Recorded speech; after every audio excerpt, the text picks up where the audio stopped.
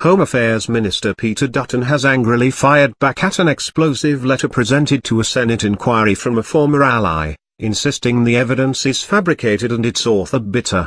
Roman Quaidvlig, the former Commissioner of Border Force, yesterday wrote to the inquiry examining Mr. Dutton's intervention in visa issues concerning 2 foreign nannies.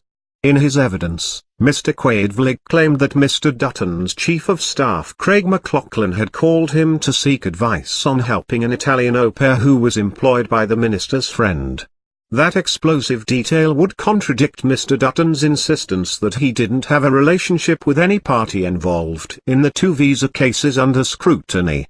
But there's a new twist that casts significant doubt on the claims Mr. Quaidvlig made, throwing the integrity of the inquiry into jeopardy. Mr. Dutton has hit back at the claims, saying his Chief of Staff didn't join his office until October 7 that year, months after the call is said to have taken place. Equally, it is impossible for Mr. McLaughlin to have had any knowledge of the matter at that time because he was not even employed by the Department of Immigration and Border Protection, he said in a statement.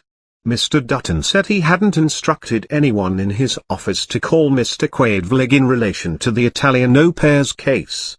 The evidence, which he described as fabricated, was the result of Mr. Quaidvlig feeling bitter about the loss of his job. He described Mr. Quaidvlig's claims as false, misleading and clearly defamatory.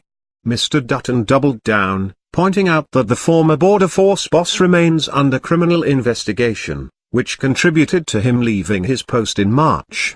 I can only assume that the pressure and personal toll of these investigations have resulted in Mr. Quaidvlig making an enormous error in judgment by submitting false evidence to the Senate, he said.